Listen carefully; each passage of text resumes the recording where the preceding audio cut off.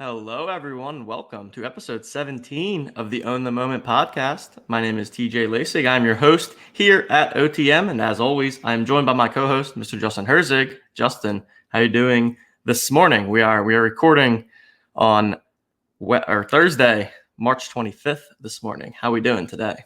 We're doing well. We had a little Woj bomb last night. I have a feeling as this day progresses, we're going to get a couple more with some NBA news. We had a Top Shot bomb yesterday with the badges. We have seen some strong upward incline and growth in the market. It's good. It's going well.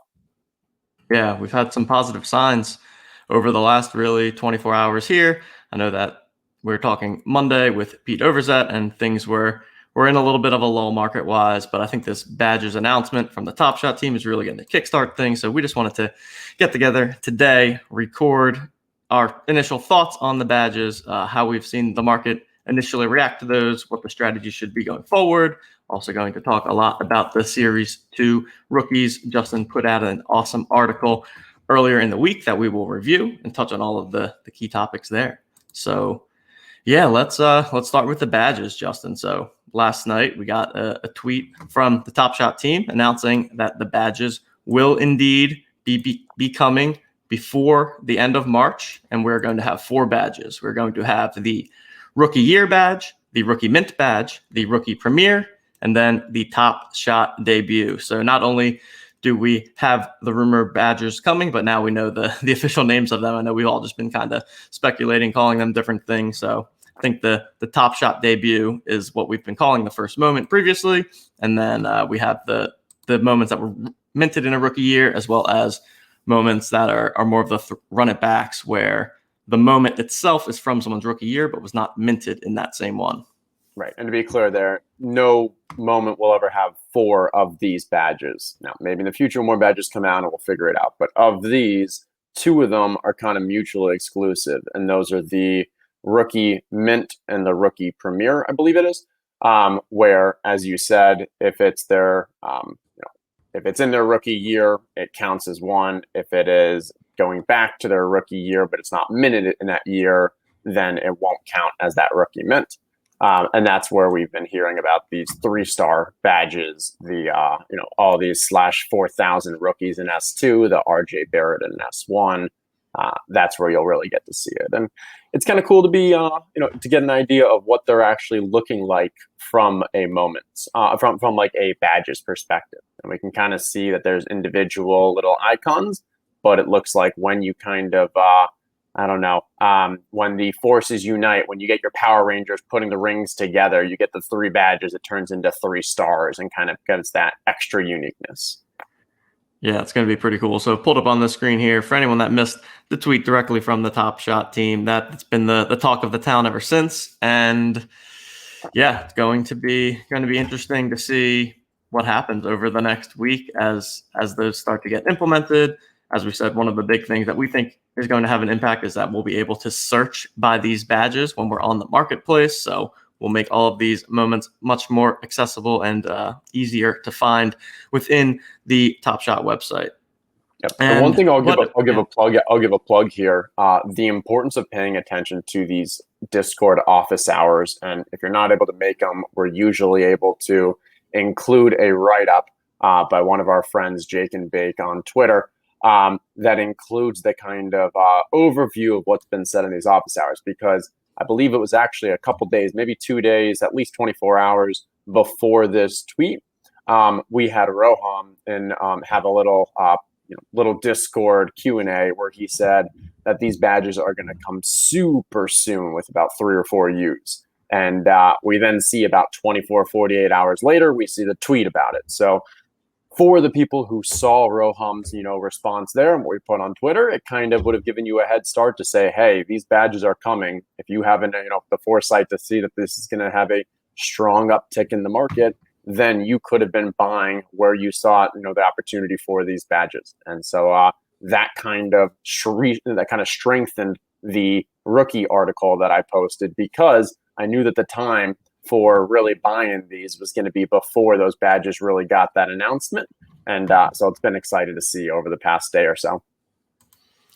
Yeah, and I know that one of the things that you've been talking about is the idea of trying to zig when others are zagging, right? So everyone gets caught up in the challenges. We're taking a look at the Series 2 rookies as an example. So I'm going to go ahead for anyone that maybe missed it. We have the article that was written from Justin. So Justin, if you just want to talk a little bit about what your approach has been with Series 2 rookies and what you wrote up earlier this week as an opportunity that you potentially saw in the market. Yeah, and so I think where the opportunity was is you had a couple things coming together, as you're saying. So first off, we have what, 5, 6 challenges going on at the same time, and so we've seen a lot of people, in order to get into those challenges, in order to get some of the previous pack drops, have been pulling money out of other areas. So we hear that and we're like, okay, if they're pulling money out of other areas and inefficiently, we know that there's some value to be found elsewhere. So that probably included S1. It definitely included some rookies, but we needed to kind of dive a little deeper and hone in on where we really wanted to focus. We then kind of could see, so if you put, on our tracking of different sets, we could see how much the rookies were actually going down. And we talked about this in one of our strategy pods previously. We saw how much. So if you pull up, I have the numbers near the top, maybe, TJ. Actually, so this is an older version that TJ has, but no, it's fine. There's only small changes, but I included the data around. I think it was 44% is how much the S2 rookie market dropped from its previous all-time high, and the S1 rookie, I believe, only dropped around 37%. So it told me that, okay, S2 rookies, we've seen that drop. Why is it dropped? We're not really sure, but we know that there's an opportunity there. Okay, so now our thesis is people are zigging to challenges. We want to zag elsewhere. People are taking money away from rookies, and we see that S2 rookies are dropping even more than the others. Now we also know the badges are coming soon, and these S2 rookies are going to be those 3 badgers. So this seems like a strong market for us to target. So now within this, how do we identify which rookies to really go after? So if you scroll down there, I actually gave a couple ideas, and the thought process was we want to focus on scarcity. And if you're going after and so I actually wrote this about 2 days before the LaMelo injury, but if you're going after the previous, what I would said, LaMelos, the Anthony Edwards, the Wisemans, the ones who already have the big names and already have multiple moments out there, well, you're just not going to be able to take advantage of that scarcity aspect, because they may end up having 5, 6 different categories of moments. And 5 years from now, we look back, what's the most valuable? Okay, well, there's just a lot to choose from. There's a larger circulation count. So what I tried to focus on is, first, I eliminated anyone that had multiple moments already out there. Understanding, specifically wanting to get rid of the ones that were in the rising stars, because you had that overproliferation. And so it kind of hones in on, these are 4 of the guys, and these are definitely not the ball. Cole and Killian Hayes were ones that fell into this as well because of their injury. But I really wanted to look at, okay, who can I buy who potentially may end up with only just this /4,000, or at least not many more beyond that. And so Quickly is the first one that I'm of this group, the ones who only have 1 moment out there. He had the best rookie of the year odds. The one risk or downside with Quickly, though, is that we still have a large amount of his 4,000 outstanding. So not yet, they've been minted, they've not yet put in packs, they have not been distributed. So there's a chance those might go down. But overall, that's still a play. If he's only 1 moment is out there, is that /4,000. Patrick Williams is probably my favorite of this group, where he's drafted 4th overall, only has that 1 moment, and doesn't really have the pizzazz, the hype that is being built around some of the other players. But the Bulls have shown that that he is a prime focus. He is an untradeable, untouchable in the trades. And so it really feels like they want to build around him going forward. Isaac Okoro is another one, also extremely high draft position at number 5, has had that strong immediate role with the Cavs, just isn't on a big market and isn't on an exciting team. So I don't think has gotten that level of publicity. But same thing, if you can get a number, and from a value-wise, as Patrick Williams and Isaac Okoro, we're only going for around like 300 and I think low 500s for Patrick Williams. So you could really, ape into this market, buy multiple of them, and really take advantage of before the public really catches up. And the last one was the Kira Lewis, where again his only one is the /4,000. He hasn't actually been playing that many minutes. Definitely doesn't have the level of hype. And if we expect that Lonzo Ball is probably going to be traded. This could be a great opportunity for him to increase the amount of minutes and playing time. He's been extremely efficient with the time that he's gotten, and a lot of NBA insiders compare him to like a De'Aaron Fox with significant upside. And so I think I'm not trying to, with this article, if you get a chance to read through it, the goal is not to kind of pump or put out, these specific moments, but it's to talk through that process of how we start off with a general thesis of, hey, there's an investment opportunity to zig while others are zagging into the challenges, honing in on where the general idea is, and I believed it was S2 rookies, and then within that, even focusing a bit more. And that's where, I don't remember how many, but I definitely bought a decent amount of these, really just trying to get ahead of the curve there. And I'll pull up kind of some of the data we have at OTM to show like what's been happening with this market. So what are your thoughts there, TJ, while I pull it up? Yeah, no, would love to see that. But I think it's a great thought process. Really enjoyed the article. I like the idea of trying to target those players that have fewer moments.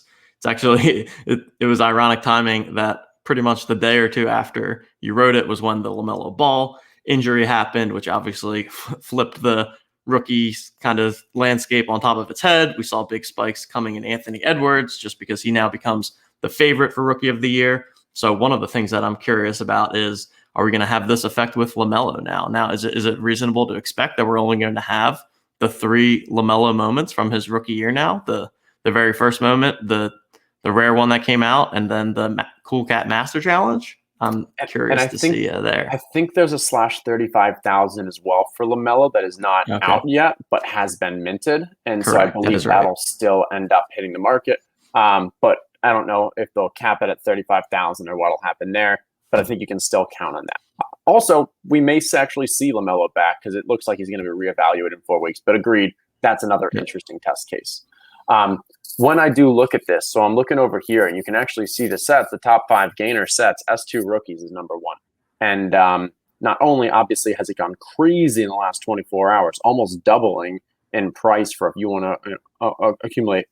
There may be a little wonkiness here because I think we've been trying to add them. But I think from a trending directionally, it still makes sense. So if we actually pull into the S2 rookies here, we can see, we can just see what happened when those badges were announced. And the funny thing is, this wasn't a surprise. Like, we've known this was coming. I think even when you were talking peak of the market over here, such, like, we were still seeing like that every time that blog post got posted saying, hey, these rookies are going to have badges. Hey, these rookies are going to have badges. Oh, we finally see a video and announcement and know it's going to come in a week. These rookies have badges.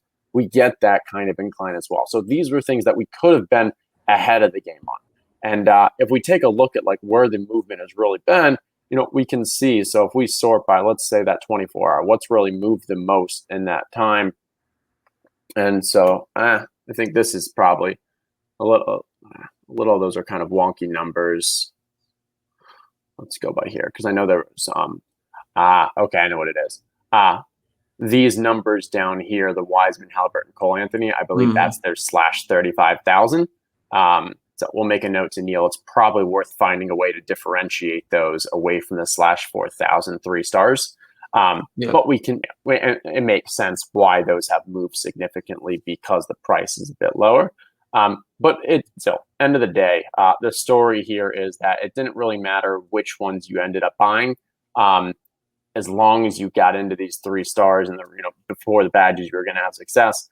My article, I think, still highlights from a more long-term play of where there is value, and I think there's still value for these moments because the scarcity argument that I was pushing for isn't going to be realized immediately because it gets more realized as we take a more historical look at the class and we see all the various moments out there. And especially if you end up with some of these players, such as like the Cole Anthony or Killian Hayes, who because of injury end up with just maybe 1/4,000 or same with the Kira. Yeah, a ton of positive movement here.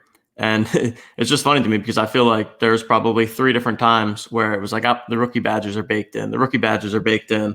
Now we get this announcement. We see it skyrocketing. now we're probably again saying the rookie badges are baked in. But I wouldn't be surprised if we see yet another spike of the day that they actually start to show up on Top Shot.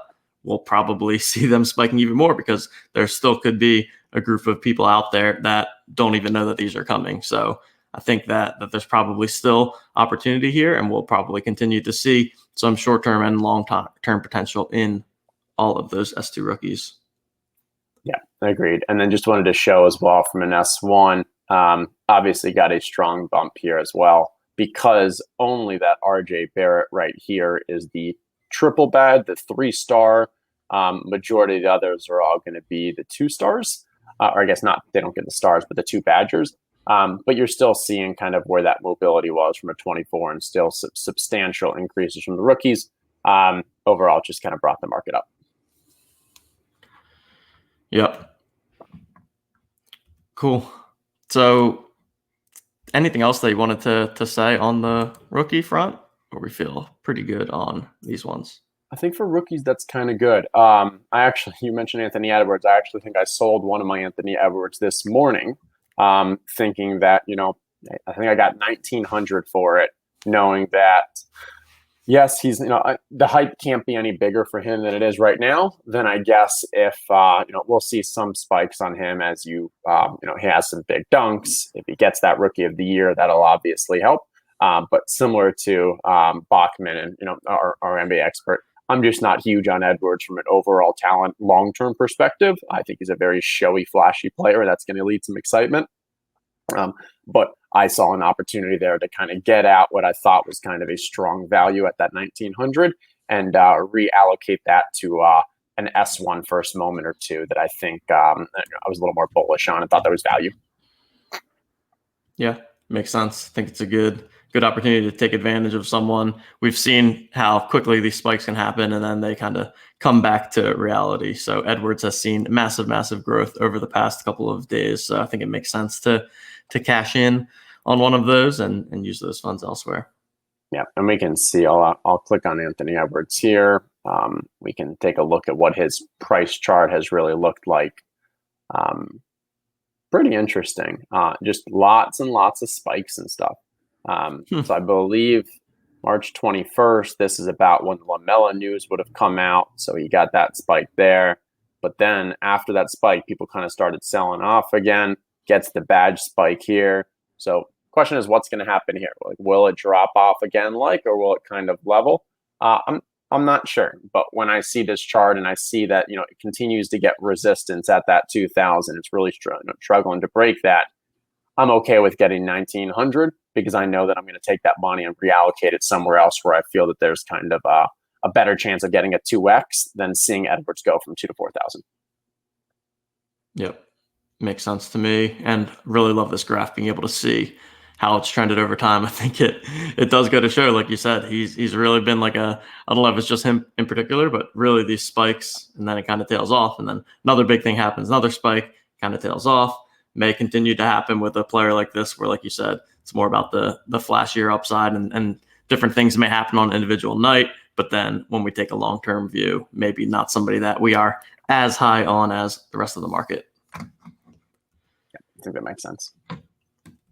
All righty. So what about, okay, so we talked about the rookies, right? That's obviously, when it comes to the badges, the rookies tend to come up first, but we're going to be adding a ton of other badges as well, right? And one of the ones that also gets talked about is the first moment, the Top Shot debut, they're calling it. So this is going to be anytime it's a player's first moment that they have on Top Shot, their Top Shot debut, that moment will get a badge to go along with it. So how can we go about identifying who these moments are, and how can we really take advantage of this? I think that's a question that a lot of people probably have on their minds right now, because it's a lot easier to identify who the rookies are, but maybe not so much to identify who some of the random Series 1 first moment badges may be.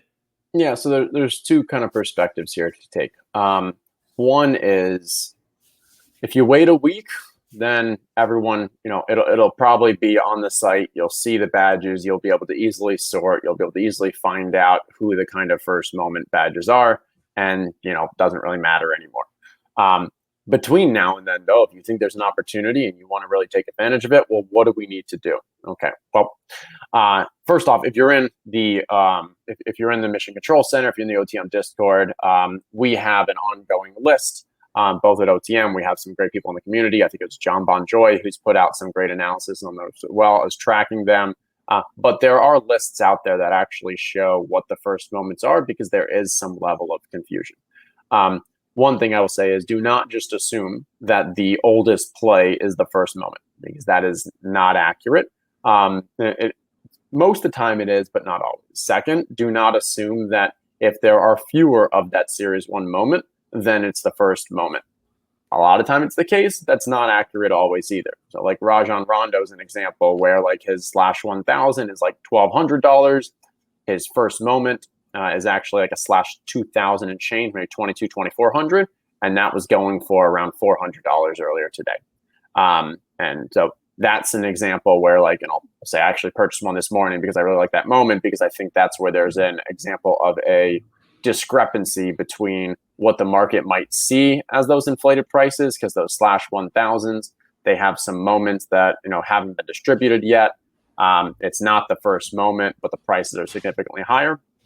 Kawhi is another example there. But overall, I think, if you really want to go through, if you can't find that list, you can go on Crypto Slam, you can search the player, and you can actually see when that moment was first minted. And that's what we really want to focus on. From a strategic stance, okay, so how do we want to take advantage of this now? I think the play is that, well, people, this is another zigzag example where what I was trying to do by selling my Edwards is go into the S1s and identify where there might still be value. Now, I will say, if you look at this chart here, I'll try to zoom in a little. Right now it's sorted by low ask, descending with the highest at the top, but you can just see these are, other than kind of where you see multiple names, majority of these are first moments for a player. And you can see in the past 24 hours, they have gotten this strong increase. It looks like anywhere between like 20 and 60%.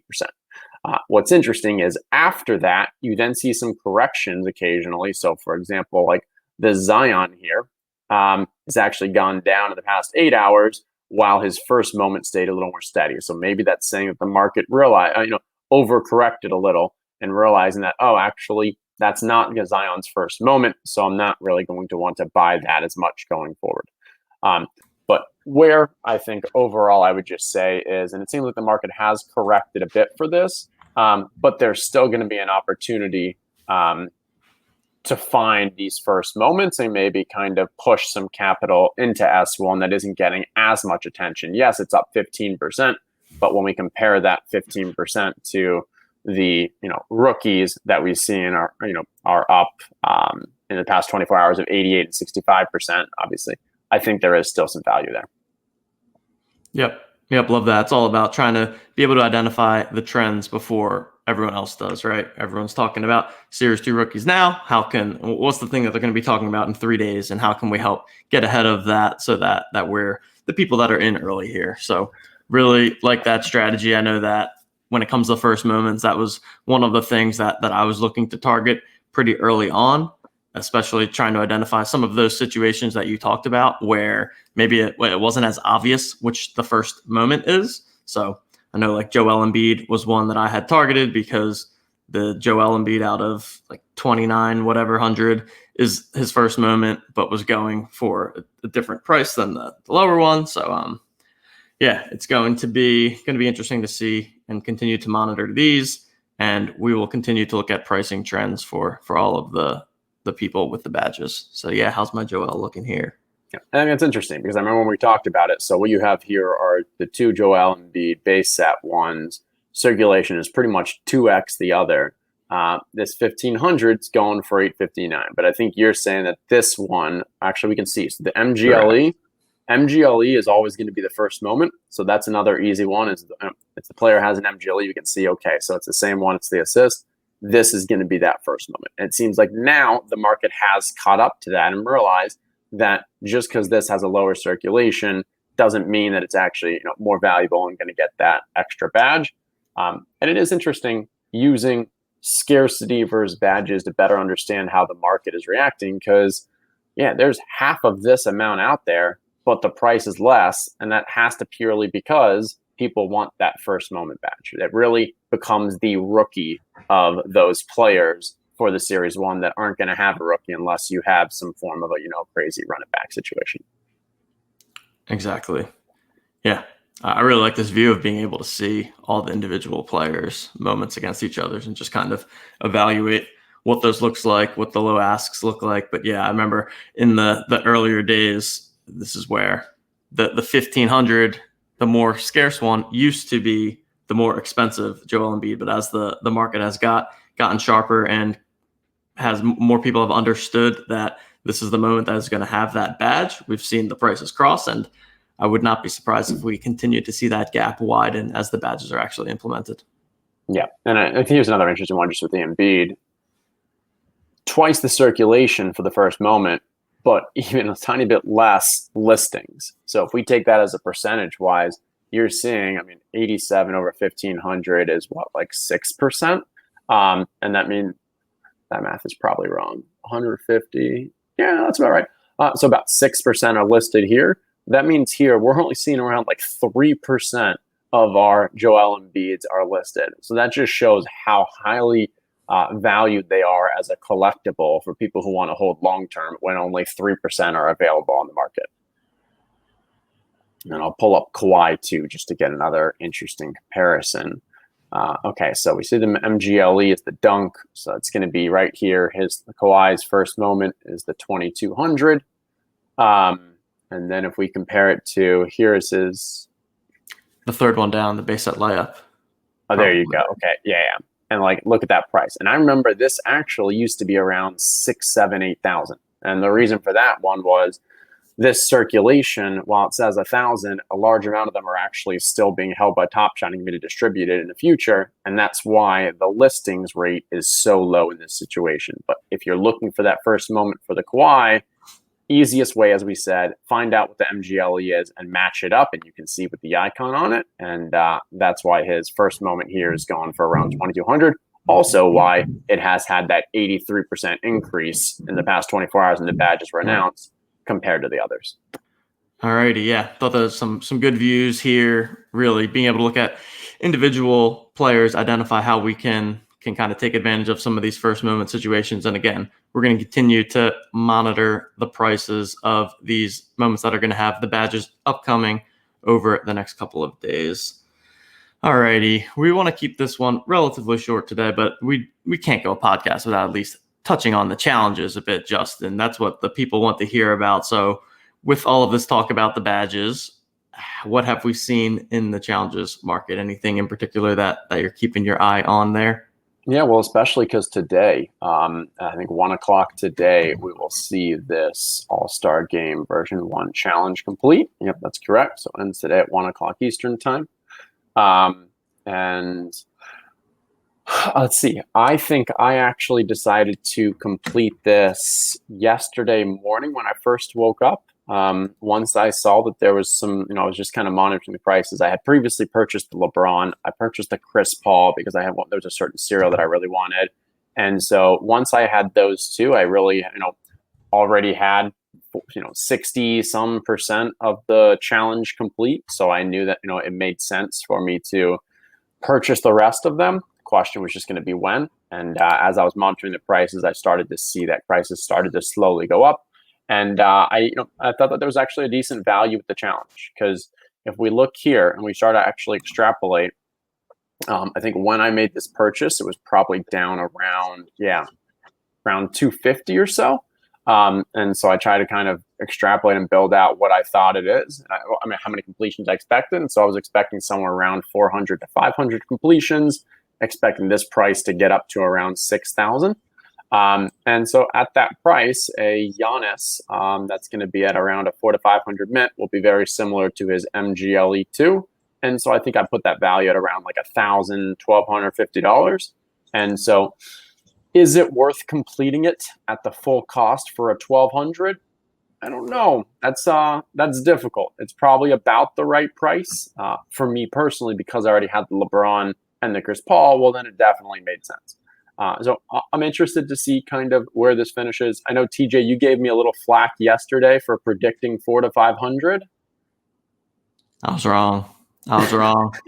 I was on, I'm on my little vacation here, so I wasn't as plugged in, and I was like, wait, there's only 300 and you're predicting 4 or 500. I don't get that. And then now I'm looking and it says 411. Okay. All right. I don't know why I question you. I'm not going to stop doing that.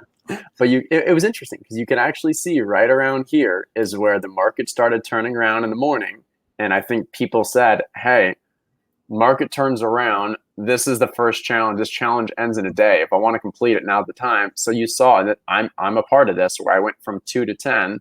And I think, yes, this is very helpful for us to get an idea of how many people are kind of trending towards completing it. But for the ones that are a bit more reasonably priced, and I'll say 5,000 is a little more reasonably priced, it's very possible that someone can just make the decision, I'm going to go buy them all. Or I only have one or two and I'm pushing forward. So let's see. We are at around 11 a.m. We have a couple more hours.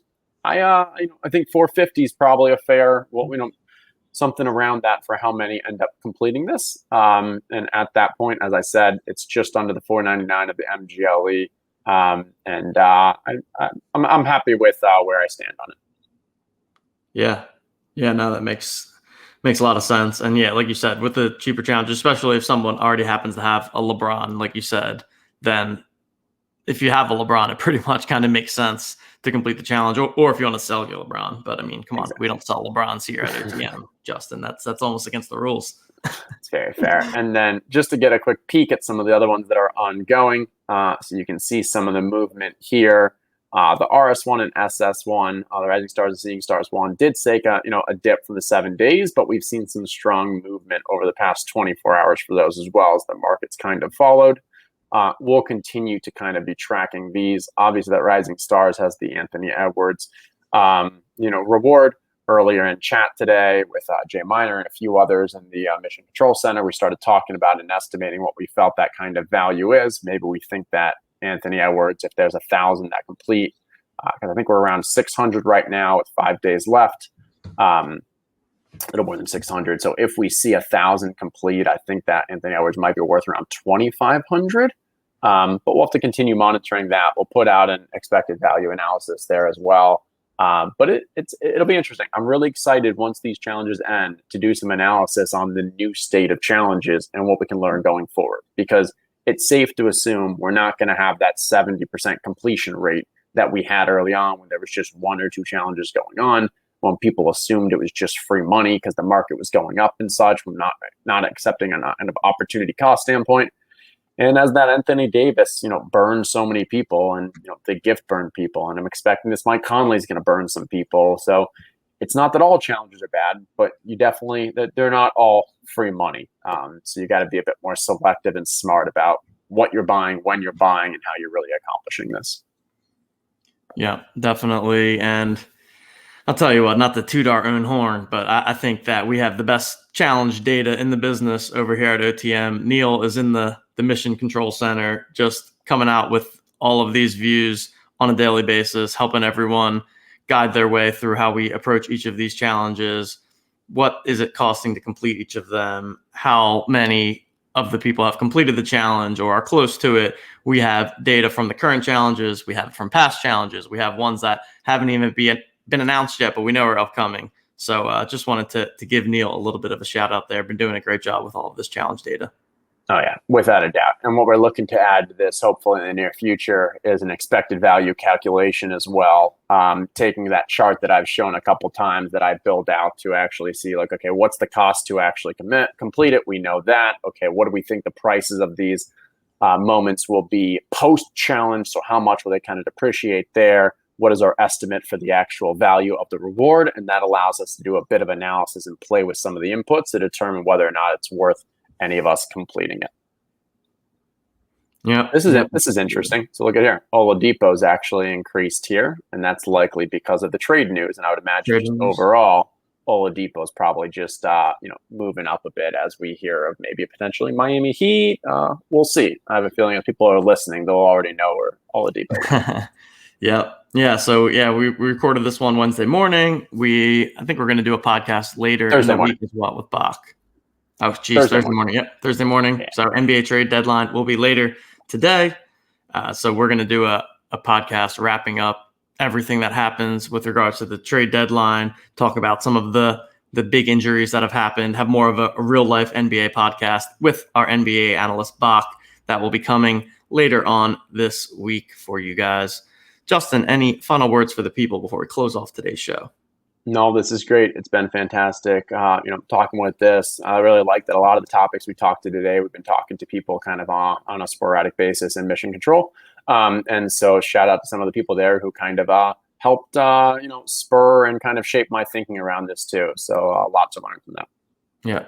Absolutely. Continues to be a lot of great discussion happening in there. If you're interested in getting involved in the OTM Discord, you can check us out on Twitter at OwnTheMomentNFT, and we have the link to our waitlist sign up there.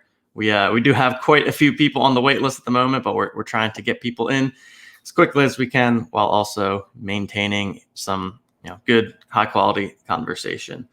I did hear a couple people saying that the general turned into a little Top Shot Discord for an hour or so. We got to be careful. No, I think we're doing well, but it can get a little crazy, but people get upset when the market's not doing well. So now that things are trending back up, it's probably going to be great in there again because everyone will be happy. It's fun. So, all righty, guys. Well, thanks again, Justin. We'll go ahead and close out the show. So, on behalf of Justin, on behalf of producer Coop behind the scenes, I am TJ Lasig, and we will see you guys next time.